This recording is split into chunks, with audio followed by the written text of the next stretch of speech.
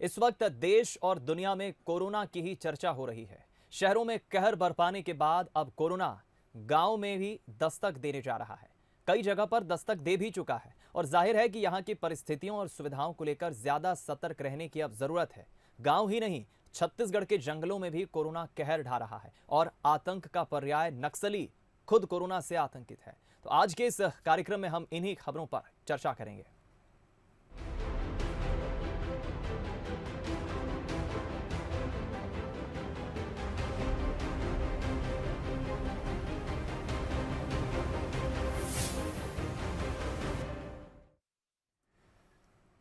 छत्तीसगढ़ में सरकार की नाक में दम करने वाले नक्सली इन दिनों खुद डरे हुए हैं।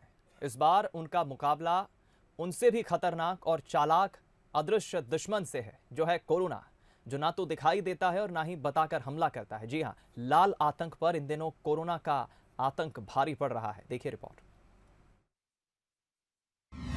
कोरोना से आतंकित लाल आतंक।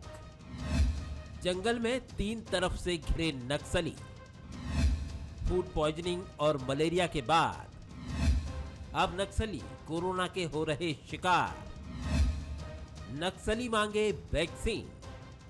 बस्तर के जंगलों में सालों से आतंक का पर्याय बनी नक्सली इन दोनों खुद ही आतंकित है और नक्सलियों को डराने वाला ये दुश्मन भी अदृश्य है। यूं तो घने जंगलों में नक्सलियों के लिए कई चुनौतियां हैं, लेकिन इस बार लाल आतंक तीन तरफ से घिर गया है।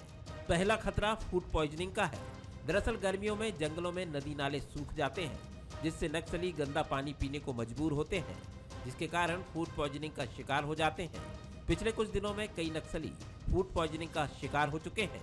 नक्सलियों के लिए इन दिनों जंगल में दूसरा और सबसे बड़ा खतरा है कोरोना। आंध्र प्रदेश के रास्ते बस्तर में एपी स्ट्रेन प्रवेश कर चुका है। कोरोना के चलते करीब 150 नक्सलियों के संक्रमित होने की खबर है, जिनमें से 40 की मौत हो चुकी है।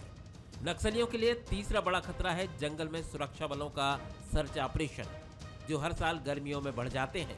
इन तीन खतरों से जूझ रहे बस्तर के नक्सली एक खतरे से बचते हैं तो दूसरे में फंस जाते हैं, दूसरे से बचते हैं तो तीसरे में फंसना उनका तय है।